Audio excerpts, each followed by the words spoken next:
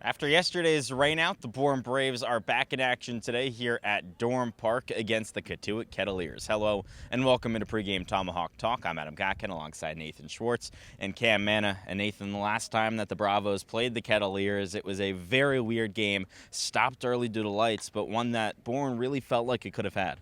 Yeah, you get that second batter of the game home run from Cam Kozel. You think things are looking up. Then Cotuit goes up 5-1. Then immediately Bourne responds back with 6 runs, and you're thinking, all right, this is where this offense starts to get things going. Then Tanner Thatch hits a 3-run home run immediately after that. Cotuit goes up 8-7, and then what do you know? The game's over after 5.5 due to the darkness. A game that Bourne really had some good momentum in. So the pitching was picking up there towards the end. The bats were, getting consistent at bats from everybody in the order, 1 through 9. We saw Isaiah Jackson break that hitless streak in that game as well. So a lot of what ifs from that last game against Cotuit. You have to wipe that one out of your memory, and a big opportunity to get back to 500 here today against Cotuit. A very big opportunity to get back to 500, and to do that, the Bravos will need a good start from J.D. Thompson, who last time he pitched was lights out, but hasn't yet gotten a start here on the Cape. Yeah, 3 innings in that last appearance on the 7th against the Gatemen. He got the win for the Braves on 5 Ks. He's only walked 1 batter so far this summer. Commands the zone so well. We've seen that confidence out of the bullpen, and we've seen the Bourne starting pitching have their ups and downs, but hopefully you kind of build off what you were able to do with that 6-0 win against the Harbor Hawks before that rain out last night. So, look, Thompson's going to bring you a lot of strength. He's going to bring you a lot of strikes, and that's what he does and works very early and counts. And before that rain out, the offense was on fire. 3 straight wins for the first time this season. It's an offense that we've kind of seen show some flashes, but until these last 3 games, we hadn't seen them fully put it together like this. Yeah, 27 runs over the last 3. You get 9 at Brewster, 12 against Orleans, and then 6 in the win against Hyannis the other day. This offense is finally hitting for power. We saw Tristan Bissetta with that 450-foot nuke to right center field.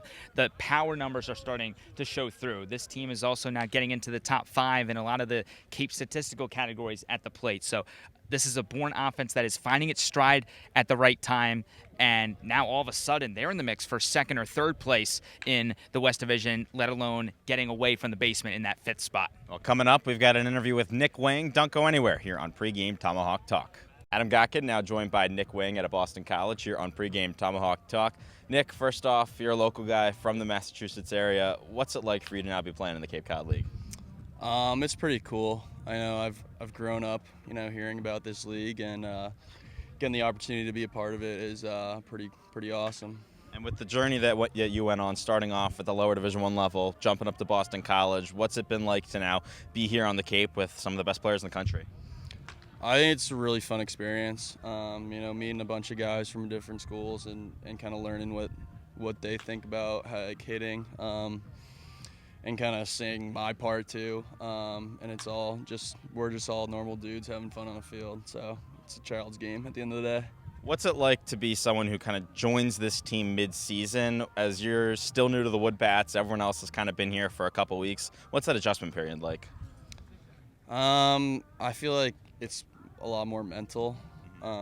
Like if you hit it good, it's gonna fly, but it's also like if you miss, it's gonna miss worse than metal say. But it's kind of just part of it.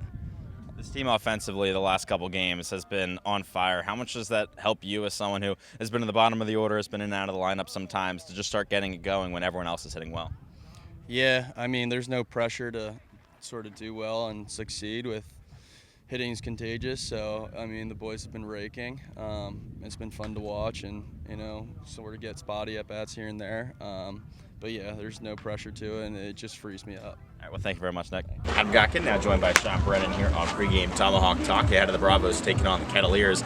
John, first off, we've already talked about J.D. Thompson, the starter today for the Bravos, but for the Kettleers, they've got another really good pitcher and a guy out of Stanford and Team USA. Yeah, Joey Voltko. We are in for a good pitching matchup.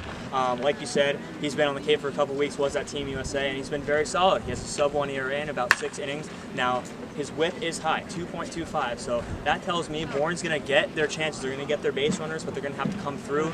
We've talked about how they've gotten a lot better with runners in scoring position. They're going to have to be on the game tonight, but I'm looking forward to a very solid pitching matchup. And offensively for Cotuit, a very interesting team so far in the month of July. They're getting a lot of runs in, but haven't necessarily gotten a bunch of hits. Yeah, they started the month of July as a team 1-3, but then starting with that win against Bourne, that was shortened in 7 innings. They've gone 4-2. And yeah, that offense in July doesn't have a ton of hits, but they do get runs. They have about the top 5 in runs over the season, and they're very good with runners on. So they don't necessarily get a ton of guys on base, but when they do, they take advantage of it. So that's going to be something to look out for if you're Bourne. Well, it's going to be an interesting one. First pitch coming up at 6 p.m. here from Durham Park. You don't want to go anywhere.